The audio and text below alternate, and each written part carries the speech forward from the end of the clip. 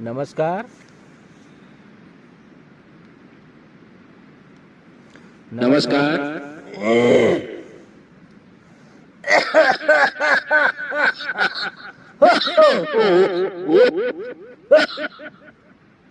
के हो बुढो मान्छे भइसकेपछि खोकी लाग्छ हजुर हैन?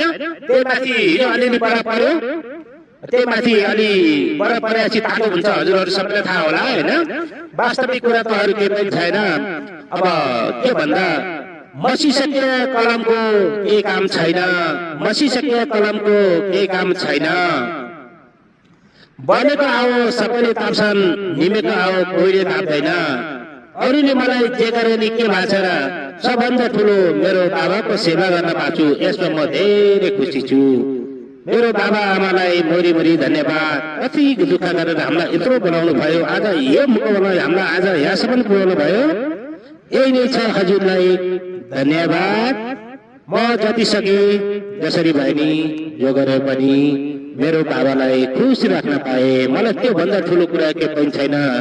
मरेपछि स्वर्ग जाने भने मरेपछि स्वर्ग कहिले देखेको छ र? जिउँदामा साथ नभएर नभएपछि मर्दमा मलामी कसलाई चाहिन्छ र? होइन र गाइस? मरेपछि जहाँ फाक्दिने भइगयो, घरदिने भइगयो, जता फाक्दिने भइगयो, मरेपछि मलामी कोहीलाई पनि चाहिँदैन। साथ सपोर्ट भनेकै जिउँदामा हो। परेको बेलामा के भनी सके 10 रुपियाँले सहयोग गरौँ, नसके 2 रुपियाँले सहयोग गरौँ, नभए 1 रुपियाँले सहयोग गर्नु, त्यही जस्तो ठुलो पुण्यको काम अरू केही पनि हुँदैन। यसैले म भन्न चाहन्छु, म जहाँ भए नि जस्तो भए नि जे भए पनि मेरो बाबालाई कुशल मङ्गल रहोस्, मेरो बाबा खुसी रहन्, यही नै छ।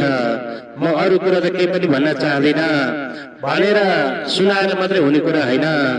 म जस्तै मेरो जस्तै बाबा सबैको हुनुहुन्छ, आमा सबैको हुनुहुन्छ।